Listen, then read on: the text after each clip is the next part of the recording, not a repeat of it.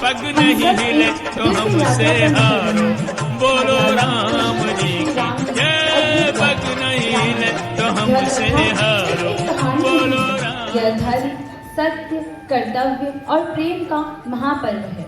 यह हमें सिखाती है कि जीवन में सबसे कठिन क्षणों में भी सत्य का मार्ग कैसे नहीं छोड़ना चाहिए। यह पुत्र का पिता के प्रति, पत्नी का पति के प्रति, भाई का बहन के प्रति और राजा का अपनी प्रजा के प्रति धर्म समझाती है। तो आइए मन को शांत करें और हृदय को श्रद्धा जगाएं। हम सब मिलकर आदि कवि वाल्मीकि द्वारा रचित और तुलसीदास जी द्वारा गाई गई इस अमर गाथा के पावन प्रवाह में गोता लगाएं। बोलो सियावर रामचंद्र की। अयोध्या के राजा दशरथ को कोई पुत्र न होने का दुख था। इस परेशानी को लेकर वह अपने कुल गुरु वशिष्ठ के पास जाते हैं और अपनी परेशानी बताते हैं। तो आइए देखते हैं।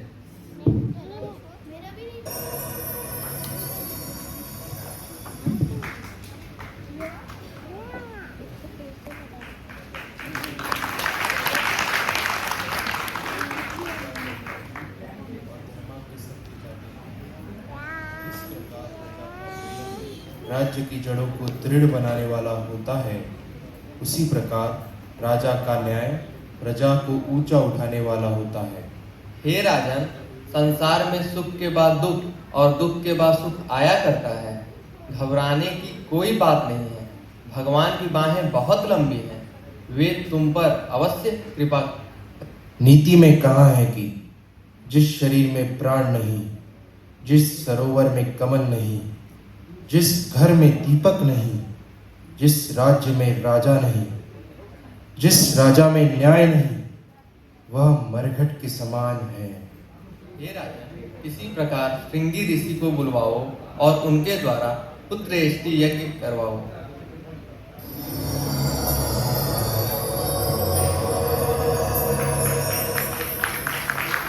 गुरु वशिष्ठ के कहने पर उन्होंने पुत्र प्राप्ति के लिए महान पुत्रेष्टि यज्ञ करवाया, जिसका नेतृत्व ऋषि शंगी ने किया। यज्ञ के सफलतापूर्वक पूर्ण होते ही अग्निकुंड से साक्षात अग्निदेव प्रकट हुए। उनके हाथों से एक स्वर्ण पात्र था जिसमें दिव्य खीर भरा हुआ था। अग्निदेव ने राजा दशरथ से कहा कि यह खीर देवताओं का वरदान है और इसे अपनी रानियों को देने से उनकी पुत्र की कामना पूरी होगी। राजा दशरथ ने अत्यंत प्रसन्नता के साथ यह दिव्य खीर अपनी तीनों रानियों कौशल्या, सुमित्रा और कैकेयी में बांट दी। इस अलौकिक प्रसाद के फलस्वरूप ही उनके घर 4 पुत्र का जन्म हुआ।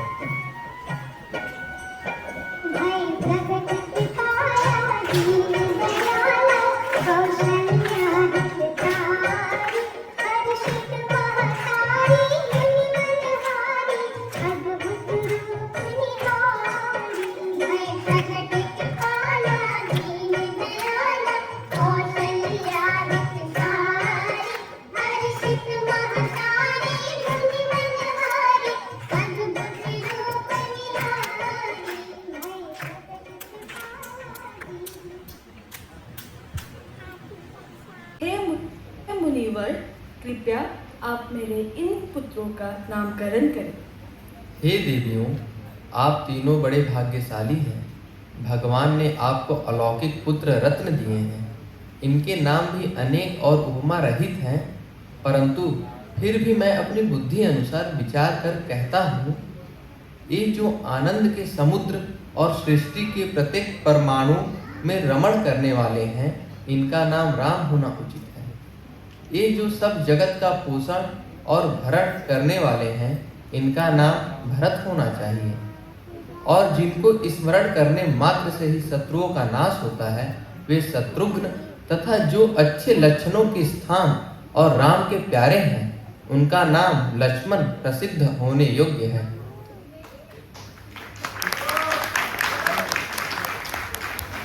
अब राम, भरत, लक्ष्मण और शत्रुघ्न के जन्म से आलोकित था।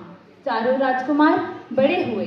उनका बाल्यकाल सुख, स्नेह और गुरु वशिष्ठ के ज्ञान में बीता।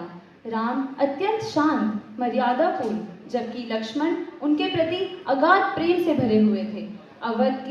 अवध में मंगल गीत गूंजते थे और प्रजा आनंद में लीन थी। किंतु जब जब पृथ्वी पर धर्म की स्थापना होती है, तब तब अधर्म की शक्तियां उन्हें चुनौतियां देती है। लंकापति रावण के आतंक से पूरा संसार शत था और उसके क्रूर राक्षस अब ऋषि मुनियों के यज्ञ को नष्ट करने लगे थे। मगध देश में महान महर्षि विश्वामित्र एक अत्यंत महत्वपूर्ण यज्ञ कर रहे थे, परंतु रावण के दो भयानक सेवक मारीच और सुबाहु अपनी राक्षसी सेना के साथ बार बार उनके यज्ञ की वेदी को अपवित्र कर देते थे। मुनि अपनी तपस्या की प्रतिज्ञा के कारण उन्हें शाप नहीं दे सकते थे। अपने यज्ञ की पूर्णता और धर्म की रक्षा के लिए विश्वामित्र ने देवताओं के मार्गदर्शन पर एक असाधारण निर्णय लिया।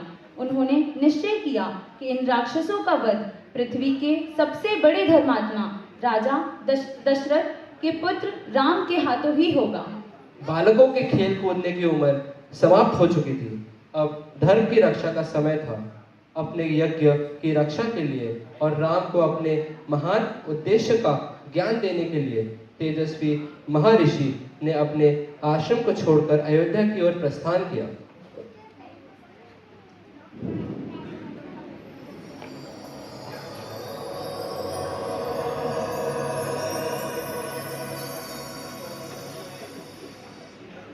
दुराचारियों, इतना अन्याय, इतना पाप साधुओं को भी तंग करने लगे। ऋषियों और मुनियों के भी यज्ञ भंग करने लगे। अब इन दुष्टों के नाश का उपाय करना भी परम आवश्यक हो गया है। यदि इनका अंत ना होगा तो ऋषि मुनियों को भी महादुख होगा और महात्माओं का भी यज्ञ करना दुर्लभ हो जाएगा।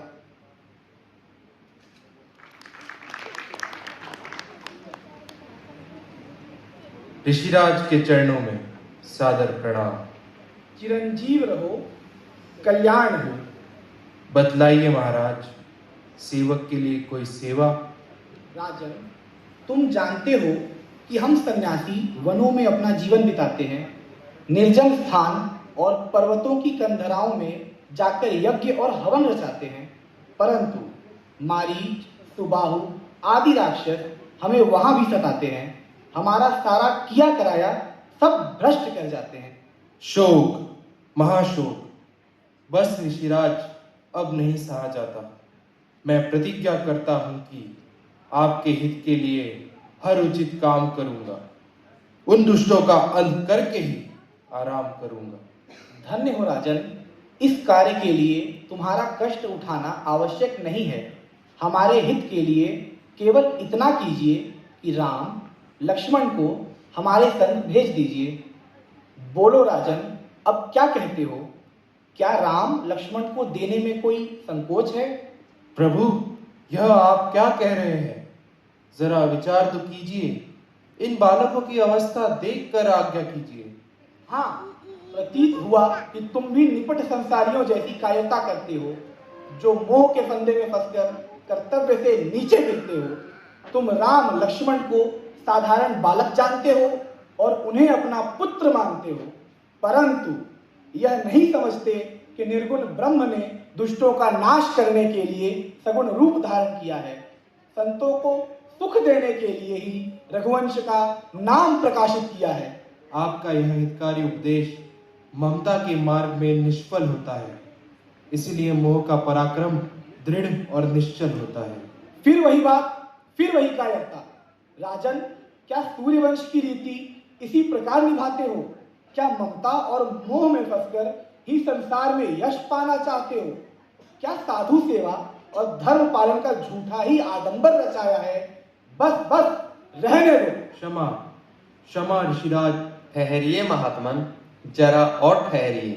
राजा मोह में होकर अपना कर्तव्य भूल रहे हैं। इन्हें एक बार फिर सोच लेने दीजिए। उचित है गुरुदेव, आपकी और ऋषिराज की आज्ञा को सर धरता हूँ।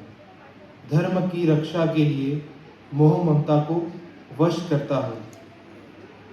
जाओ बेटा, कुछ समय के लिए ऋषिराज के संग चले जाओ। निश्चिंत रहो राजन, कल्याण हो, आशाएं पूर्ण हो, कोई संकोच ना करो और चिंता रहित होकर अटल राज करो। अयोध्या छोड़ने के बाद राम और लक्ष्मण ने महर्षि विश्वामित्र के साथ यात्रा की। विश्वामित्र ने राम को दिव्य अस्त्रों का ज्ञान दिया। राम ने एक ही बाण में राक्षस सुबाहु को मार डाला और मारीच को दूर समुद्र पार फेंककर महर्षि का यज्ञ सफलतापूर्वक पूरा किया। यज्ञ पूर्ण होते ही तीनों जनकपुरी के लिए प्रस्थान कर गए, जहाँ राजा जनक की पुत्री सीता का स्वयंवर आयोजन था। जनकपुरी पहुंचकर महर्षि विश्वामित्री ने राजकुमारों को विश्राम के लिए भेजा। अगले दिन राम और लक्ष्मण नगर के समीप स्थित सुंदर पुष्प वाटिका में टहलने गए। ठीक उसी समय देवी सीता अपनी सखियों के साथ देवी पार्वती की पूजा के लिए आई। वाटिका में ही माँ सीता ने मंदिर से बाहर आते समय अनजाने में प्रभु राम को देखा।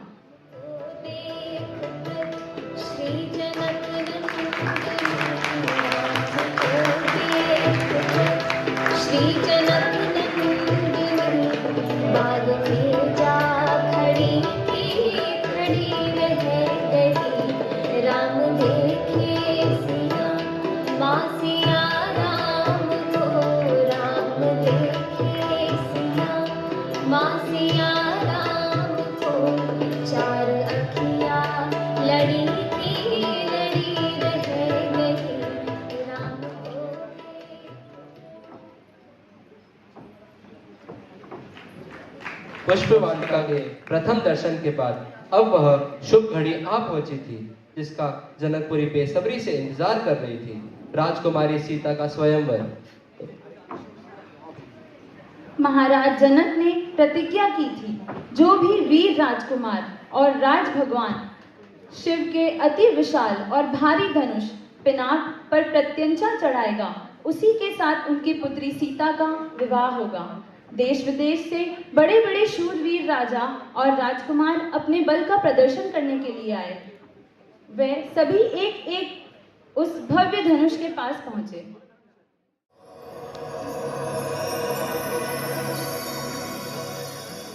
अब कान लगा बलवान सुनो, है राजा जनक का एक प्रण। नहीं होगा कदापि मिथ्य कथन, है सूरवीर का सत्य वचन। है बीच सभा शिव धनुष पड़ा, जो वीर करे इसका भंजन। सम्मान बढ़े और सिया मिले, राजा के हो प्रण का पालन। जो वीर धनुष को उठाएगा, वही सियापति कहलाएगा। ये स्वयंवर का कार्य आरंभ किया जाता है।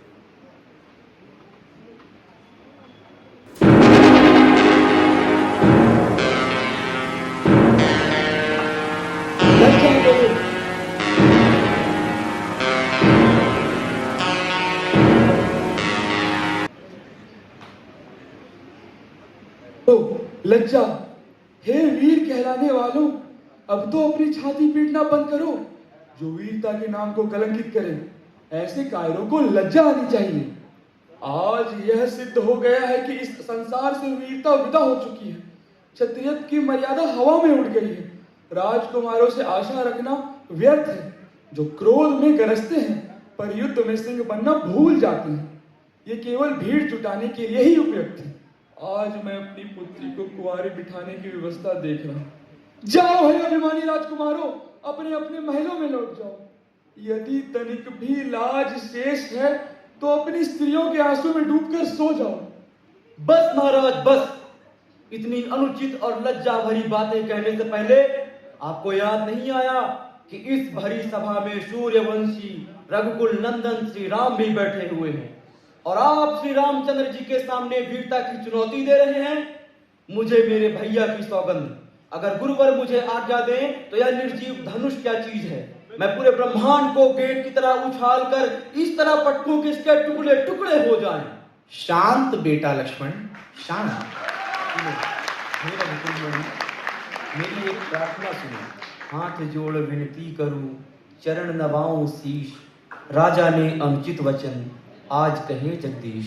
अनुज, मैं तुम्हारे पराक्रम को भली प्रकार जानता हूँ, परंतु इस समय क्रोधित नहीं होना चाहिए। आवेश में आकर अपनी गंभीरता को नहीं खोना चाहिए।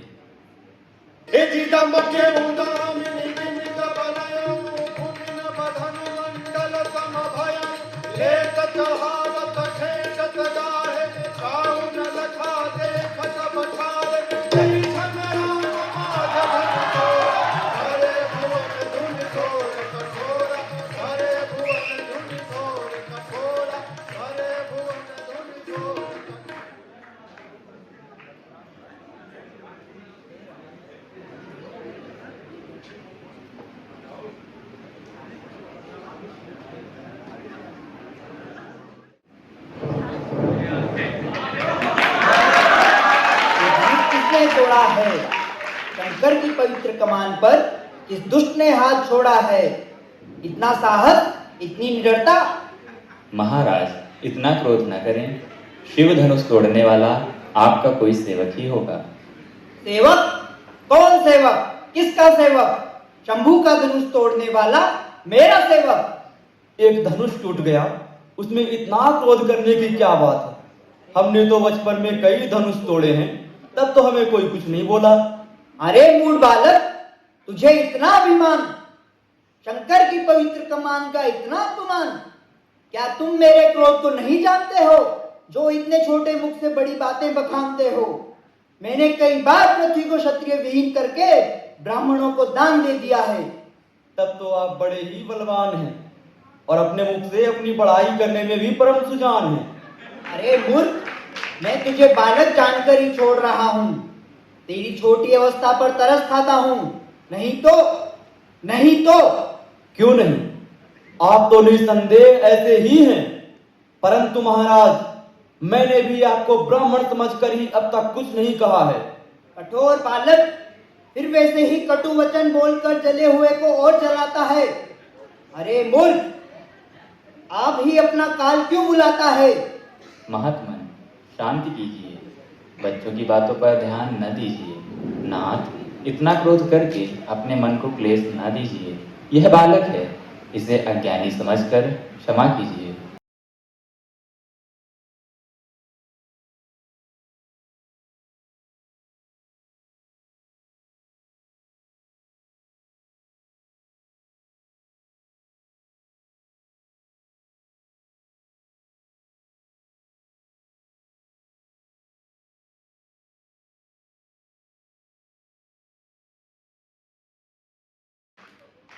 हे राम, ये धनुष है। ये धनुष विष्णु ने मेरे पितामह महर्षि रुचिक के पास धरोहर के रूप में रखा था। यदि विष्णु के इस धनुष पर तुम बाण का संधान कर सको तो मेरा संदेह मिट जाएगा। मैं तुम्हें पहचान लूंगा।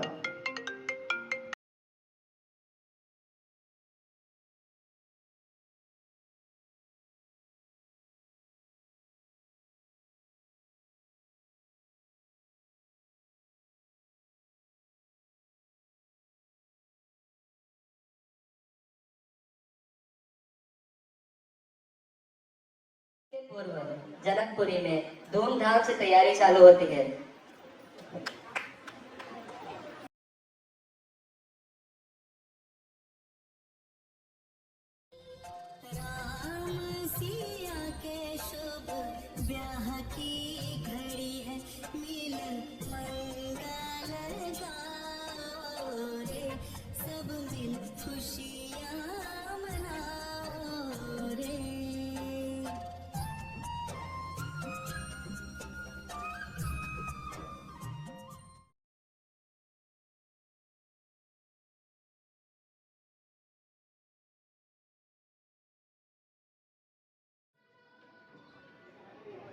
महाराजा दशरथ की 4 संतानों राम, लक्ष्मण, भरत और शत्रुघ्न का विवाह जनकपुरी की 4 राजकुमारियों सीता, उर्मिला, मांडवी और श्रुतकीर्ति के साथ होने के बाद अयोध्या का राजसी दल बड़े ही उत्साह और आनंद के साथ वापस लौटा।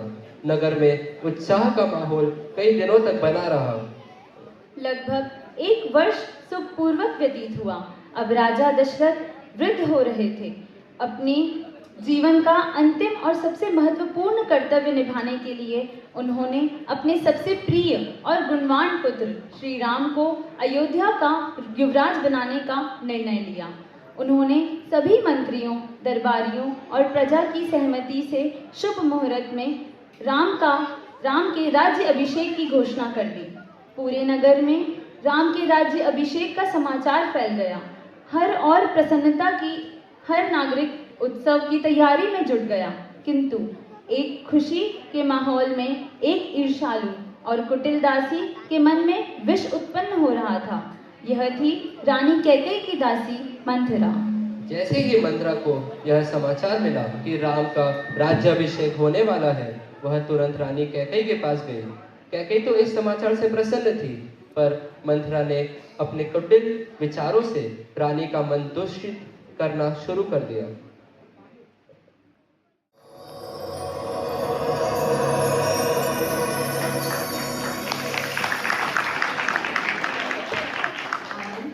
कितनी शीघ्रता से चले जाते हैं कि अनुभव में ही नहीं आते हैं। राम के विवाह को 1 वर्ष बीत गया और ऐसा प्रतीत होता है कि मानो कल की ही बात है। दासी, आज तो तूने बड़ी देर लगाई। सच बता, नगर से क्या क्या समाचार लाए? मौन ना हो तो क्या करूं रानी जी, तुम्हारे सर्वनाश को देखकर मेरे मन में बहुत दुख होता है। क्या तुमने नगरी की शोभा नहीं देखी है? क्या तुम्हें घर घर में बधाई नहीं सुनाई पड़ रही है? राम राजा बनते ही भरत बनेगा दास, तुम कौशल्या की दासी बन जाओगी। उसकी आज्ञा मान उठोगी बैठोगी और उसी की दया का दिया पहनोगी खाओगी, पहनोगी खाओगी, पहनोगी खाओगी। बह गई यदि भावनाओं के प्रवाह में तो दिन रात बैठी बस आंसू ही बहाओगी। राज तिलक यदि राम का हो जाएगा तो भरत को राजा कभी देख नहीं पाओगी। राम के राज्याभिषेक का जब कैकेयी ने राम के राज्याभिषेक का समाचार सुना तो वह प्रसन्न थी। उन्होंने मंथरा को भी पुरस्कार देना चाहा, पर ईर्ष्यालु मंथरा ने पुरस्कार लेने से इनकार कर दिया। उसने विषैले शब्दों का जाल बुनना शुरू किया। मंथरा ने कैकेयी को डराया। रानी, यह तुम्हारी बर्बादी है। राम के राजा बनते ही तुम्हारा पुत्र भरत हमेशा के लिए सेवक बन जाएगा और महारानी कौशल्या की दासियां भी तुम्हें कुछ नहीं समझेंगी। तुम्हारी शक्ति, सम्मान और अधिकार सब छिन जाएगा। पहले तो कैकेयी ने उसकी बात पर विश्वास नहीं किया, पर मंथरा ने बार बार एक ही बात दोहराई। वह और ईर्ष्या की बीज बोए और अंततः रानी का मन मोह में पड़ गया। मंथरा ने कैकेयी को राजा दशरथ द्वारा वर्षों पूर्व दिए गए 2 वरदानों की याद दिलाई। ये वरदान राजा ने तब दिए थे जब कैकेयी ने एक युद्ध के दौरान उनकी जान बचाई थी। मंथरा ने कहा, यह सही समय है उन वरदानों को मांगने का। यही तुम्हारे और भरत के भविष्य की रक्षा कर सकता है।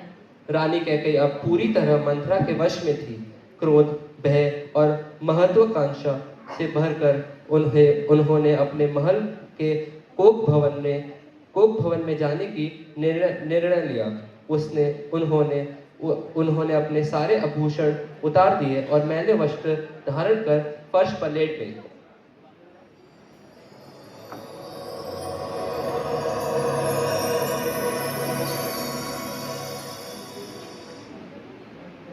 रानी, क्या तुम्हें ज्ञात नहीं कि प्रातः काल राम का राज तिलक होने वाला है? घर घर में बधाई गाई जा रही है। ऐसे शुभ अवसर पर ऐसी दशा क्यों बनाई है? हे प्रिय, बोलती क्यों नहीं? क्या तुम नहीं जानती कि मेरे प्राण, मेरा धन और मेरा कुटुंब सब तुम्हारे ऊपर बलिहार है? स्पष्ट बताओ कि तुम्हें क्या स्वीकार है। हाँ, दिखावे की बातों पर तो सभी अकड़ जाते हैं। आकाश और रसातल एक कर दिखाते हैं, परंतु समय पड़ने पर पीछे हटते ही नजर आते हैं। अच्छा, तो क्या मैं आज मिथ्याभाषी भी हो गया? रानी, तुम क्या कहने लगी? तो परख लो, मेरे प्रेम को अपनी परीक्षा रूपी कसौटी पर परख लो। धन्य हो महाराज, वीरों की यही आन है, क्षत्रियों की यही पहचान है। जिस समय आप इंद्र की ओर से युद्ध कर रहे थे, तब आपने मुझे 2 वर देने को कहा था, तो वही मेरी धरोहर मुझे आज वापस दीजिए। हाँ, कहो, क्या चाहती हो? आज मुझे मंजूर है लेने वे वरदान, विचलित हो जाना नहीं, रखना एक जबान। सुनिए, पहले वरदान से भरत को राजगद्दी और दूसरे वरदान से राम को 14 वर्ष का वनवास दीजिए।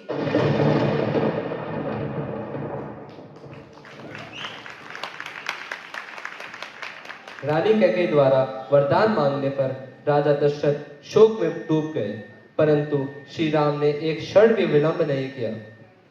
पिता की प्रतिज्ञा की रक्षा करना उनके लिए सिंहासन से कहीं अधिक महत्वपूर्ण था। उन्होंने स्वयं कैकेयी को आश्वासन दिया कि वह तुरंत वनवास के लिए तैयार हैं, मानो यह उनका राज्य अभिषेक ही हो। श्री राम ने अपनी पत्नी सीता को अयोध्या में ही रहकर सुखपूर्वक जीवन बिताने को कहा, किंतु सीता ने पति के बिना स्वर्ग के सुख को भी ठुकरा दिया। वह अपनी प्रतिज्ञा पर अटल रही। जहाँ राम वहीं सीता।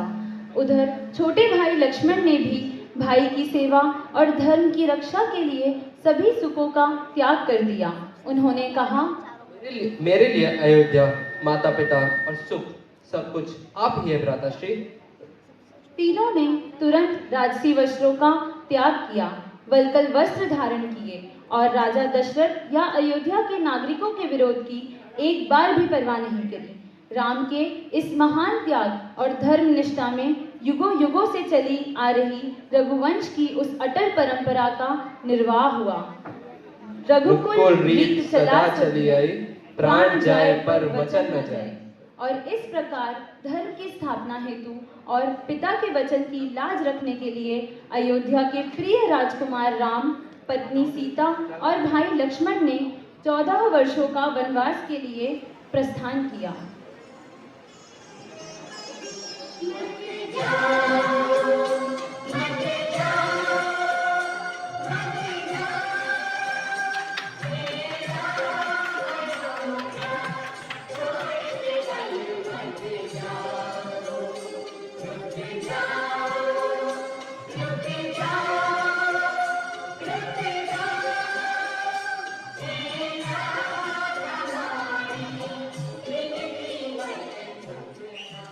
पुत्र राम, सीता और लक्ष्मण के वन गमन के बाद राजा दशरथ हृदय शोक और आत्मग्लानि से चूर हो गया। अपनी प्रिय संतान को वन भेजने का दुख वे सहन नहीं कर पाए। अपने वचनों के बंधन और राम के वियोग की असहनीय पीड़ा में 6 दिन के भीतर ही महाराज दशरथ ने अपने प्राण त्याग दिए और स्वर्ग सिधार गए। रघुकुल का महान राजा वचन की लाज रखते हुए नश्वर संसार से विदा हो गया। उस समय पुत्र भरत और शत्रुघ्न अपने ननिहाल कैकेयी देश में थे। जब उन्हें अयोध्या वापस लाया गया तो उन्होंने वहां का वातावरण शोक और सन्नाटे में भरा पाया। भरत को जैसे ही पिता दशरथ के आकस्मिक देहांत और भाई राम के 14 वर्ष के वनवास का समाचार मिला, वह गहरे दुख और सदमे में डूब गए। और जब उन्हें पता चला कि यह सब उनकी माता कैकेयी की हठ और वरदानों के कारण है, तो उनका क्रोध उभर पड़ा।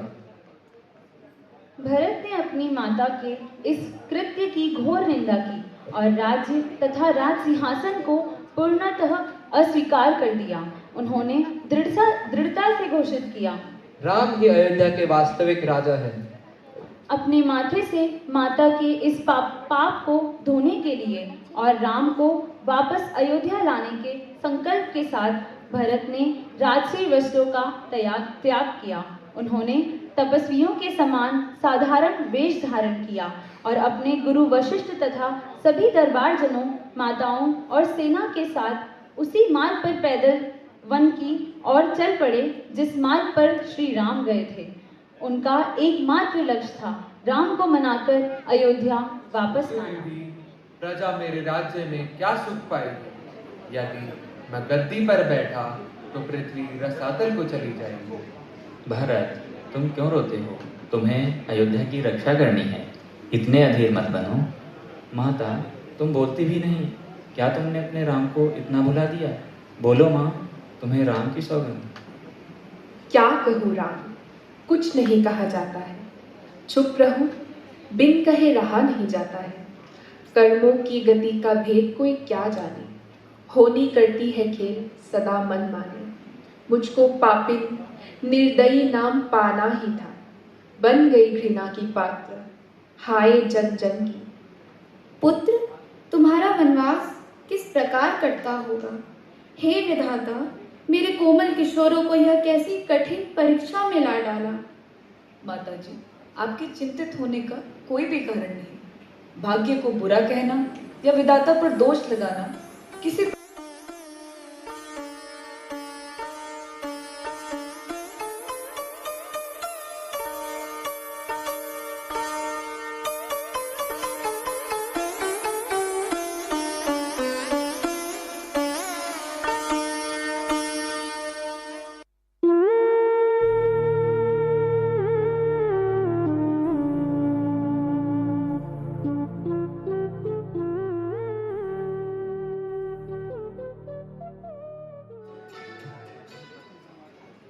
भाई भरत ने अयोध्या की सेना और माताओं सहित वन में जाकर राम को बहुत मनाया।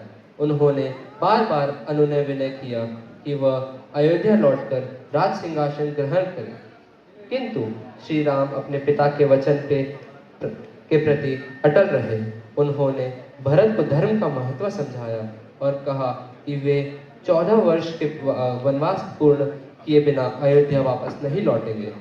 अंततः राम की दृढ़ता देखकर भरत निराश होकर अयोध्या लौटे, मगर राम की खड़ाऊ सिंहासन पर रखकर एक तपस्वी की तरह राज्य चलाने लगे। इधर राम, सीता और लक्ष्मण के दंडकारण्य वन के भीतर पंचवटी नामक स्थान पर अपनी कुटिया बनाई और शांति पूर्वक अपना वनवास व्यतीत करने लगे।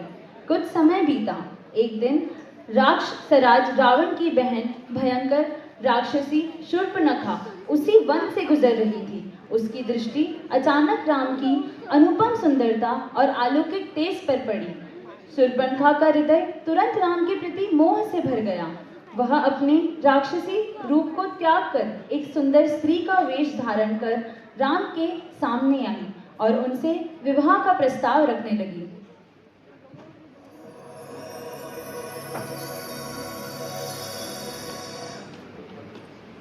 यह सुंदर युवक कौन है और इस वन में क्या कर रहा है? हे महावीर, आप कौन है और इस वीरान वन में क्या कर रहे हैं? हे देवी, मैं एक वनवासी हूँ और अपनी दिनचर्या का पालन कर रहा हूँ। हे महावीर, मेरा चित्त आपके सौंदर्य से मोहित हो गया है और मैं आपसे विवाह करना चाहती हूँ। क्षमा करें देवी, मैं एक विवाहित पुरुष हूँ और मैंने एक पत्नी व्रत लिया है। आप मेरे अनुज लक्ष्मण के पास जाएं।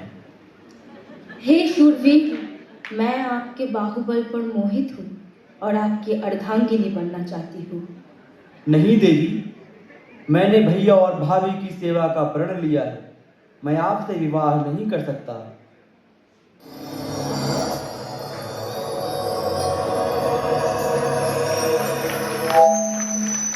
नागकान तक जाने के बाद शूर्पणखा विलाप करते हुए अपने सौतेले भाई खर और दूषण के पास जाती है और उनके पौरुष को धिक्कारते हुए बताती है कि कैसे राम और लक्ष्मण ने उसके साथ अन्याय किया है।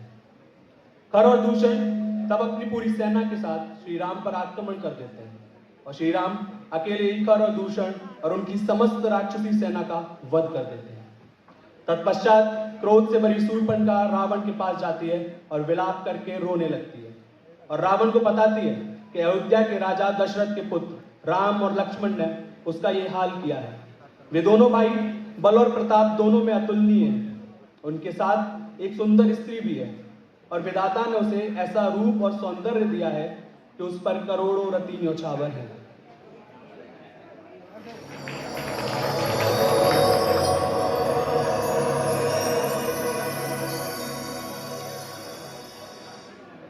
जटाटवी गलज्ज्वल प्रवाह पावितस्थले गले वलंब लंबितम जंग तुंग मालितम डमट डमट डमट डमट निनाद पट वर्वयं चकार चंद्र तांडव कनोतु न शिव शिवम।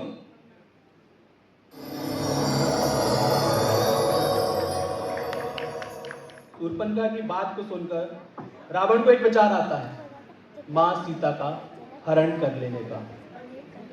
रावण अपने मामा मारीच से मदद मांगता है। मारीच रावण को चेतावनी देता है कि राम कोई साधारण नर नहीं है, यदि वे कोई देव नहीं है तो मनुष्य भी है तो भी उनसे बैर अच्छा नहीं है। ये सुनकर रावण मारीच को दुत्कारता है। मारीच एक स्वर्ण मृग का रूप ले लेता है और मां जानकी की कुटिया के आगे भ्रमण करने लगता है। सीता जी उसे देख श्री राम से उस सुंदर मृग की छाल मांगती हैं। श्री राम उस माया से बने मृग के पीछे जाते हैं। श्री राम बाण साधते हैं और मारीच हा लक्ष्मण हा सीता चीखता है। उसकी चीख सुनकर मां जानकी व्याकुल हो जाती है और मर्म वचन कहकर लक्ष्मण को श्री राम की मदद के लिए भेजती है। लक्ष्मण मां सीता को वन और दिशाओं के देवताओं को सौंपकर उस चीख के पीछे चले जाते हैं।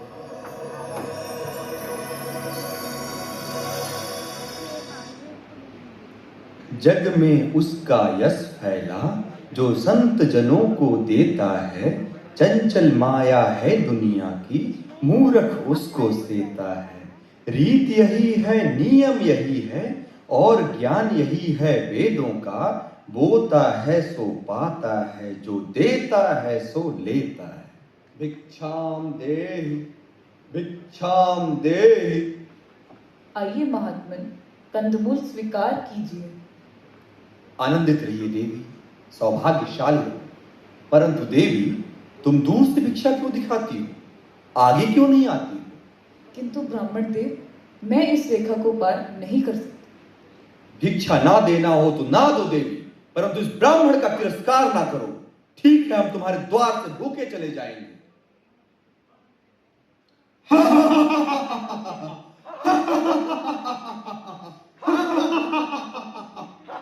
लक्ष्मण, आर्य।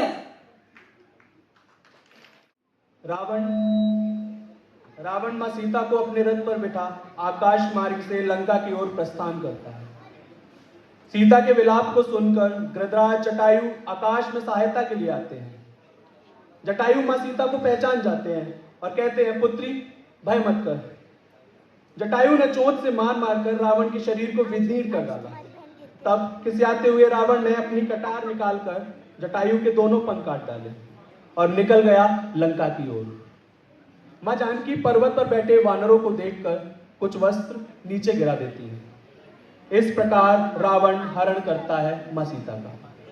इधर श्री राम लक्ष्मण को उनकी सहायता करने आता देख लक्ष्मण से कहते हैं कि तुमने जानकी को अकेला छोड़ दिया, मेरा मन व्याकुल हो रहा है, चलो वापस कुटिया की ओर चलते हैं।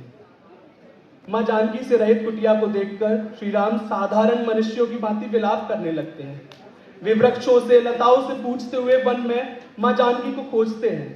हे खग मृग हे मधुकर श्रेणी, तुम देखी सीता मृग नयनी, कंचन सुख कपोत मृगमीना, मधुप निकर कोकिला प्रवीणा। हे पक्षी हे हिरण हे भौरों के समूह, क्या तुमने मृगनयनी सीता को देखा है? रास्ते में श्री राम घायल जटायु को देखते हैं। जटायु की सांसें चल रही थी। वो श्री राम को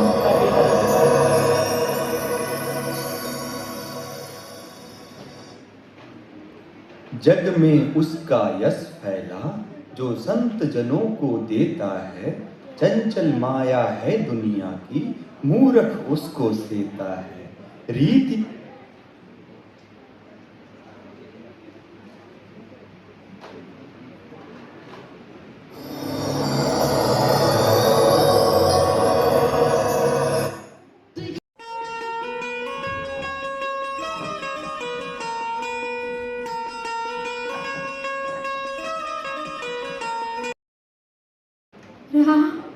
लक्ष्मण, आप आ गए प्रभु, आप आ गए मेरी कुटिया में। हे प्रभु, आइए आइए। प्रभु, आपको भूख लगी होगी ना, मैं आपके लिए फल लेके आती हूँ।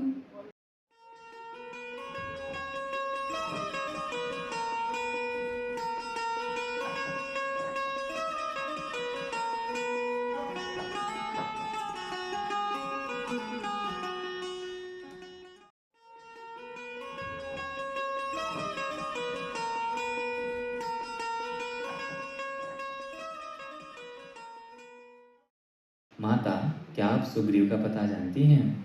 हाँ हाँ प्रभु, यहाँ से आगे जाने पर पंपासुर नाम का सुंदर सरोवर मिलेगा। उसकी दक्षिण दिशा में ऋष्यमुख पर्वत पर सुग्रीव अपने 4 मंत्रियों के साथ वहाँ रहता है।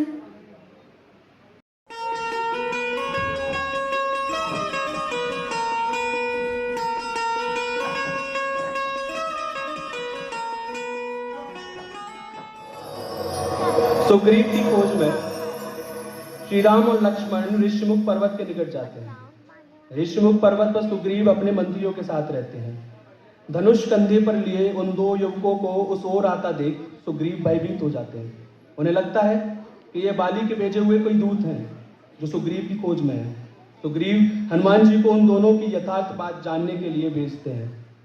हनुमान जी एक ब्राह्मण का रूप लेकर श्री राम और लक्ष्मण के पास जाते हैं।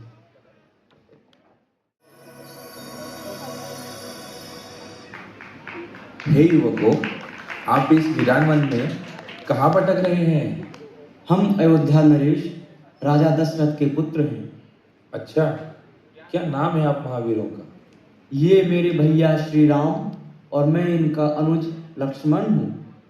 राम, लक्ष्मण, मेरे प्रभु राम। प्रभु, मैं अंजनी पुत्र हनुमान हूँ।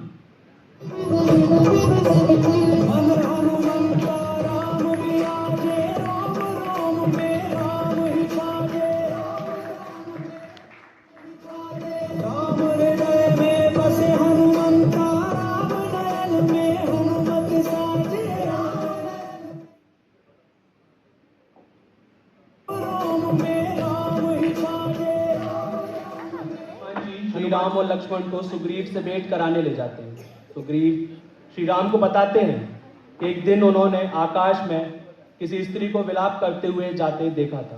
संभवतः वो माँ जानकी ही रही होंगी। हमें पर्वत पर बैठा देख उन्होंने राम राम पुकार कर वस्त्र गिरा दिया था।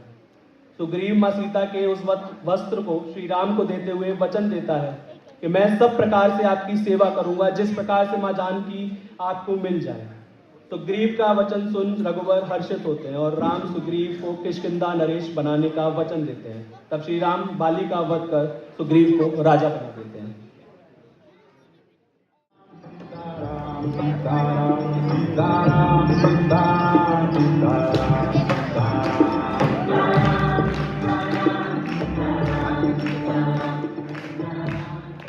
भक्तराज, आप कौन हैं जो इस रावण की लंका में भी प्रभु श्री राम का नाम जप कर रहे हैं? विप्रवर प्रणाम। कुछ न पूछो विप्रवर, कुछ न पूछो। मेरी आत्मा यहाँ इस प्रकार कष्ट सहती है, मानो जैसे दांतों के बीच में जिह्वा रहती है। यद्यपि मैं रावण का भाई हूँ, किंतु भगवान राम की कृपा का भिखारी हूँ। हे धर्मात्मा, मैं प्रभु श्री राम का सेवक हनुमान हूँ और माँ सीता की खोज के लिए यह लंका आया हूँ। कृपया आप उन तक पहुँचाने का मार्ग बता दीजिए। उत्तर दिशा में एक घोर वन है जहाँ अशोक वाटिका है। वहीं रावण ने माँ सीता को बंदी बना रखा है। जी महाराज, धन्यवाद। विभीषण के कहे अनुसार हनुमान जी अशोक वाटिका जाते हैं, जहां उन्हें मां जानकी के दर्शन होते। मन ही मन मां सीता को प्रणाम कर हनुमान जी वृक्ष के पत्तों में छिप जाते हैं कि देखी मन ही मन कीन प्रणामा, बैठे ही बीत जात निसजामा, कृस तनु शीस जटा एक बैनी, जपत हृदय रघुपत गुण श्रेणी। हनुमान जी बहुत सोच विचार कर श्री राम की दी हुई अंगूठी मां सीता के समक्ष डाल देते हैं। राम नाम से अंकित उस सुंदर अंगूठी को देखकर मां जानकी का हृदय हर्ष तथा विषाद से उठा कि तब देखी मुद्रिका मनोहर, राम नाम अंकित अति सुंदर, चकित चितव मुद्री पहचानी, हर्ष विषाद हृदय अकुलानी।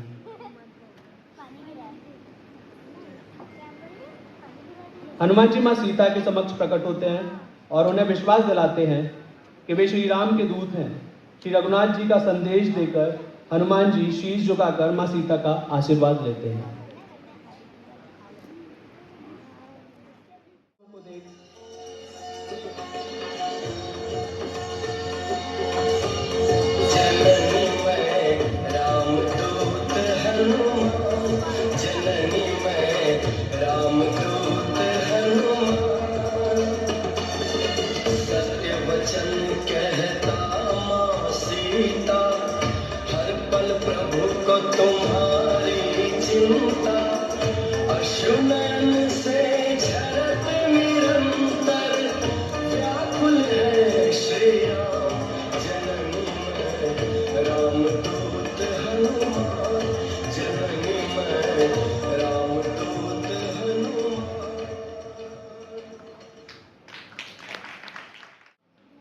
अशोक वाटिका में लगे सुंदर फलों को देख हनुमान जी की क्षुधा बढ़ जाती है और वो फल खाने लगते हैं।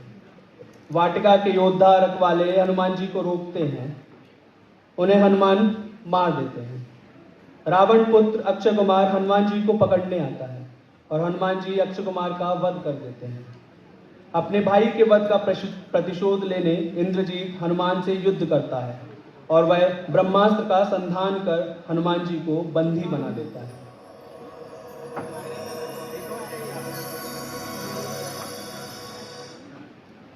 ये लीजिए पिताश्री, यह रहा वो दुष्ट वानर जिसने अक्षय कुमार का वध किया और अशोक वाटिका में तहस नहस मचा रखा था। क्यों रे वानर, तू है कौन? किसके बल पर मेरी वाटिका को उजाड़ा है?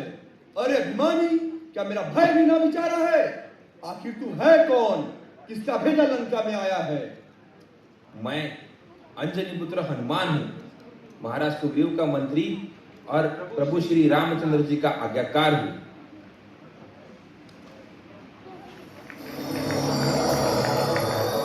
रावण के मंत्री क्रोध से भर उठे और मृत्युदंड देने की सलाह दी, परंतु विभीषण ने समझाया कि दूत का वध शास्त्र सम्मत नहीं है। अंततः रावण ने दंड स्वरूप हनुमान की पूंछ में अग्नि लगाने का आदेश दिया।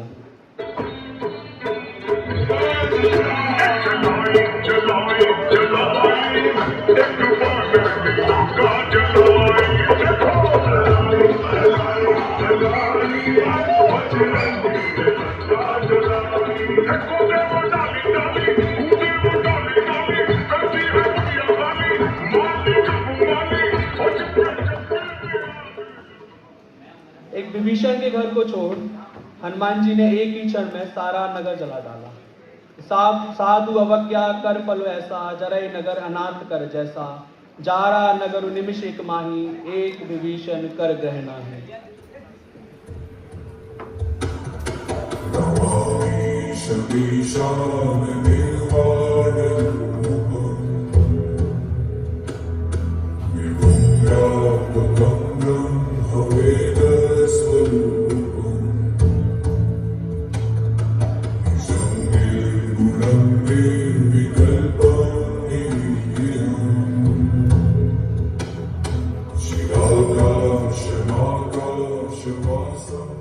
श्री राम सुग्रीव हनुमान अंगद जामवंत और समस्त वानर सेना के संग सागर तट पर पहुंच जाते हैं। सागर से रास्ता मांगने के लिए श्री राम वरुण देव की स्तुति करते हैं, मगर जब वरुण देव 3 दिन तक श्री राम की विनती अस्वीकार करते हैं, तब श्री राम क्रोध में लक्ष्मण से कहते हैं, हे लक्ष्मण, धनुष बाण लाओ, आज मैं अग्निबाण से समुद्र का सारा जल सोख डालूंगा। कि विनय न मानत जलद जड़ गए 3 दिन बीत, बोले राम सकोप तब भय बिन होए न प्रीत। तब वरुण देव प्रकट होते हैं और सागर पर सेतु बनाने का उपाय सुझाते हैं। तभी वानर पत्थरों पर राम नाम लिखकर समुद्र में डालते हैं और पत्थर तैरने लगते हैं।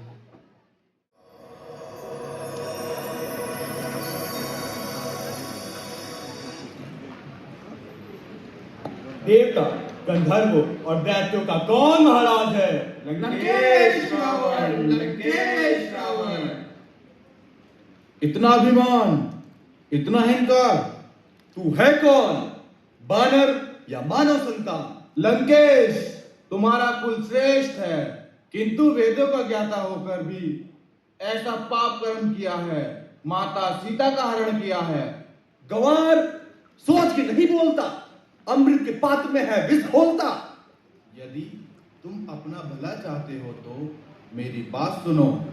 दांतों में तिनका दबा, गले में कुठार डाल, अधीनता के साथ जानकी को साथ लेकर प्रभु के शरण जाओ और जो कुछ कर चुके हो उसके लिए क्षमा मांगो। अरे दुष्ट, तू क्या बक रहा है? याद रख, मेरा क्रोध अंदर ही अंदर धधक रहा है। तू बस साधारण बानर है। गड़ गया खंभ हमारा, गड़ गया खंभ हमारा, हिम्मत हो तो याही उखारो, पग नहीं हिले तो हमसे हारो, बोलो राम जी की जय। पग नहीं हिले तो हमसे हारो, बोलो राम जी की जय। एक एक जो घावे, एक एक जो घावे, मलेड़ी चोटी को लगावे, पग नहीं हिले आप हिल जावे, बोलो राम जी की जय। पग नहीं हिले आप हिल जावे, बोलो राम जी की जय।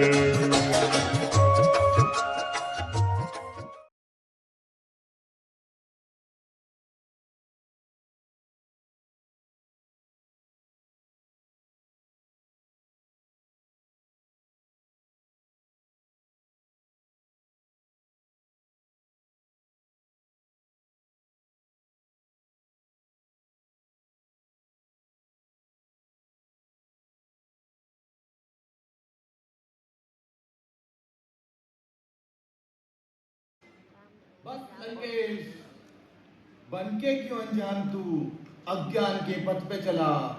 पांव छूने से मेरे होगा नहीं तेरा भला। काम वो कर जिससे निकले सकल कुल आराम की। चाहता है मोक्ष तो जाकर शरण ले प्रभु राम की।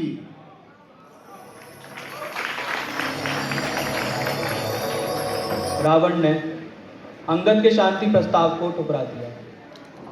अब युद्ध निश्चित है। दोनों तरफ की सेनाएं युद्ध के लिए तैयार हो चुकी हैं। अभिमान में चूर रावण अपनी विशाल सेना लिए युद्ध करने के लिए आता है। पुरुषोत्तम राम और लंकापति रावण रणभूमि में सामने थे।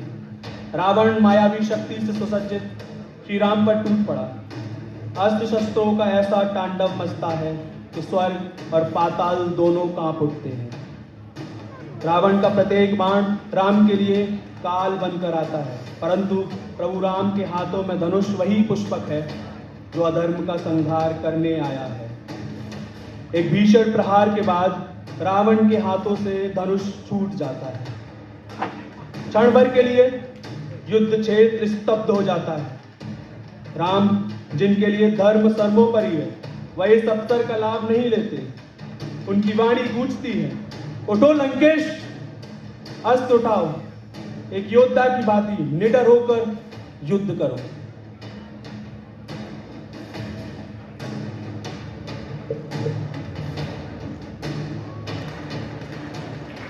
प्रथम युद्ध में हार जाने के बाद और अपने सभी योद्धाओं का वध होता देख रावण आदेश देता है अपने सबसे बलशाली भाई कुंभकर्ण को जगाने का। कुंभकर्ण किसी महाप्रलय से कम नहीं था। कुंभकर्ण के रणभूमि में आने से पूरी वानर सेना में आतंक मच जाता है।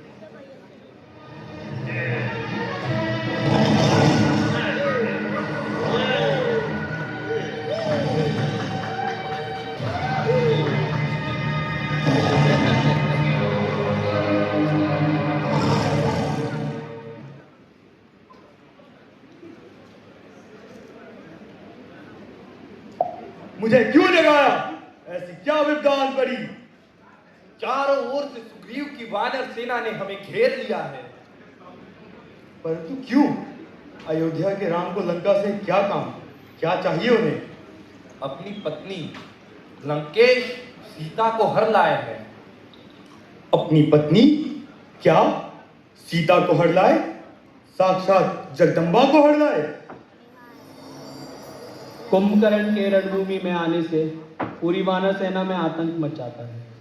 सारे वानर यहाँ वहाँ भागने लगते हैं। रणभूमि में कुंभकर्ण और विभीषण की भेंट होती है। दोनों के बीच एक हृदय विदारक संवाद होता है, जहाँ कुंभकर्ण विभीषण को भातृधर्म याद दिलाते हैं और विभीषण कुंभकर्ण को धर्म अधर्म पर उपदेश देते हैं। अपनी सेना को भयमुक्त करने हेतु श्री राम स्वयं कुंभकर्ण का वध करते हैं।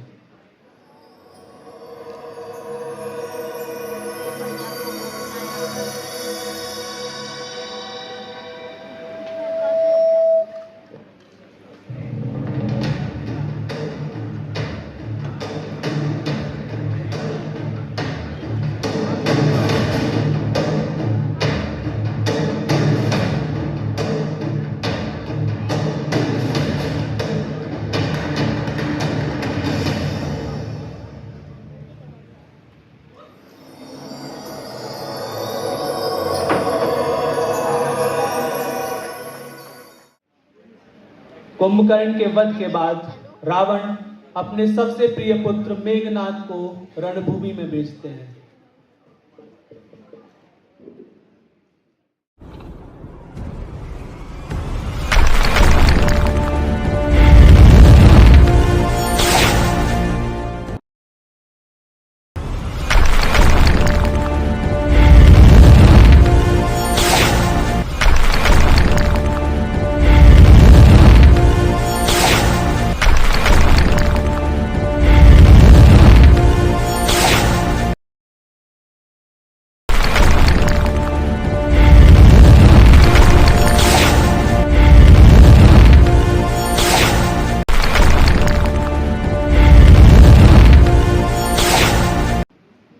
यदि मैं श्री राम का अनंत सेवक हूँ, तो अब मुझे श्री राम की ही आन है कि तुम मेघनाद का मस्तक काट कर ही वापस आओगे।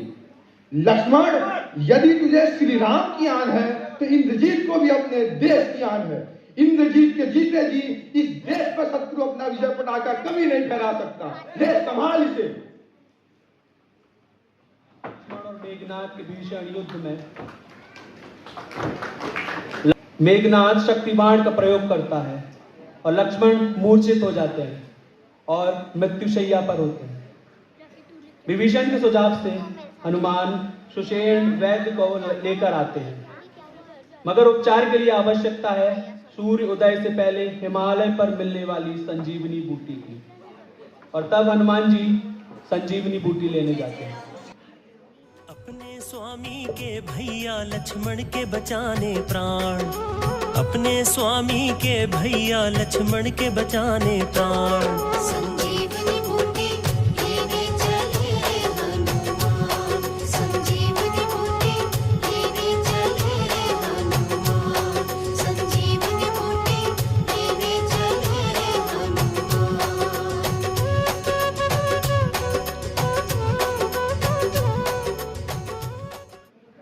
समय रहते संजीवनी मिल जाने के कारण लक्ष्मण स्वस्थ हो जाते हैं और एक और बार लक्ष्मण और मेघनाद रणभूमि में आमने सामने आते हैं।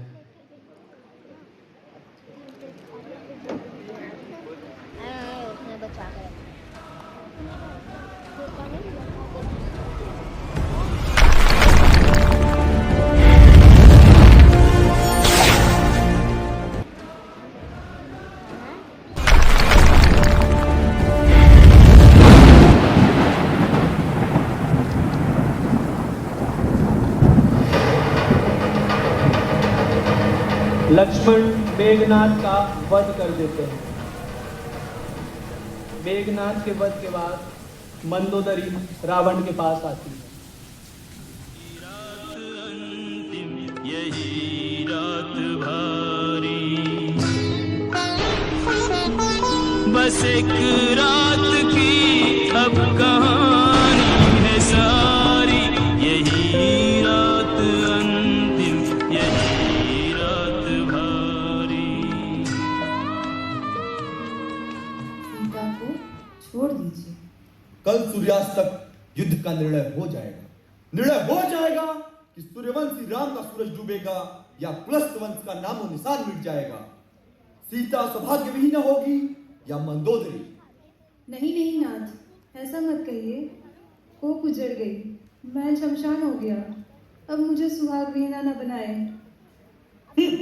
सीता को लौटा दे। सिंह के चंगुल में आया हिरन उसके जीते जी नहीं छूटता।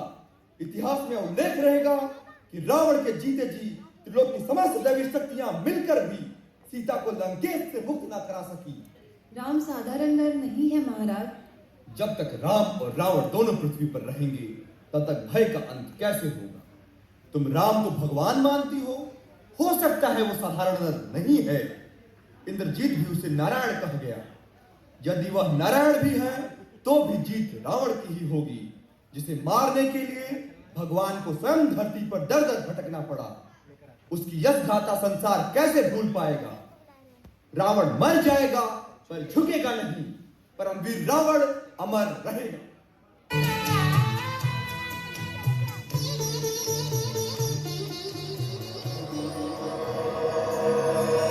अंतिम संग्राम की घड़ी आती है। विभीषण श्री राम को रावण की मृत्यु का रहस्य बताते हैं। श्री राम अमोघ अस्त्र साधते हैं और रावण का वध कर देते हैं।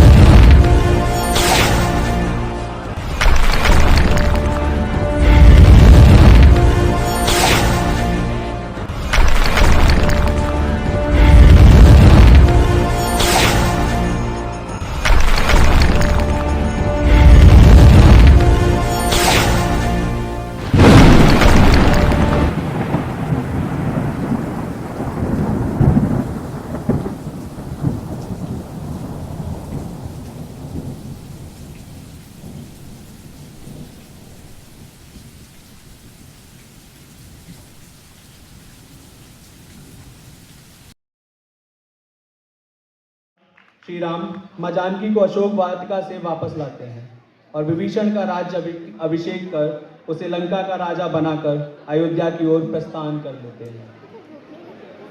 श्री राम केवल भगवान नहीं है, पुरुषोत्तम है, एक आदर्श है, एक विचार है, एक जीवन है। राम राज्य बस कोई वाक्य नहीं है जिसकी स्थापना केवल जय श्री राम के नारे से हो जाए। राम राज्य एक आदर्श जीवन शैली है, एक सुंदर वातावरण है, और ये राम राज्य स्थापित करना मुश्किल है और मुश्किल होता जाएगा जब तक हम में से कोई राम नहीं बन जाएगा।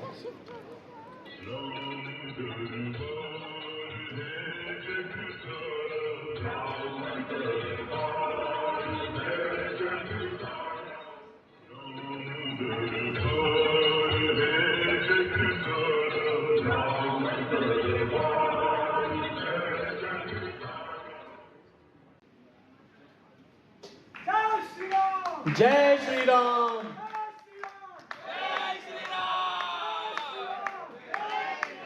बोलो सियावर रामचंद्र की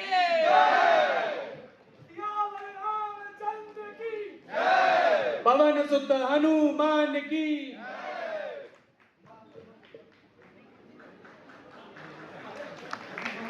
अयोध्या में राम राज्य स्थापित हो गया, मगर ये कलयुग है, यहाँ राम राज्य स्थापित करना मुश्किल है। कि राम राज्य स्थापित करना मुश्किल होता जाएगा जब तक हम में से कोई राम नहीं बन जाएगा। हरण होगा किसी सीता का, क्या कोई जटायु बचाएगा? अंधकार का साया बढ़ेगा तो कौन उजाला लाएगा? भीतर बैठे दानव को कौन मार गिराएगा? जब तक हम में से कोई राम नहीं बन जाएगा। न होगा भाई कोई लक्ष्मण जैसा, न कोई भरत शत्रुघ्न बन पाएगा। मित्रता सुग्रीव सी मिलेगी कहाँ, न भक्त हनुमान सा बन पाएगा। राम राज्य स्थापित करना मुश्किल होता जाएगा, जब तक हम में से कोई राम नहीं बन जाएगा। ये कलयुग है, ये कलयुग है, या राम भी तुम रावण भी तुम, अब कैसे रावण वध संभव हो पाएगा। ये कलयुग है, हर साल जलाते हैं रावण को हम, रावण बनकर राम, कैसे रावण वध संभव हो पाएगा। ये कलयुग है, या राम राम बोलेगा रावण फिर आतंक मचाएगा। हरण करेगा सीता का खुद और खुद जाकर बचाएगा। राम नाम की परिभाषा कोई न जाने, कैसे राम नाम स्थापित हो पाएगा। जब तक हम में से कोई राम नहीं बन जाएगा, जब तक हम में से कोई राम नहीं बन जाएगा। सियावर रामचंद्र की जय।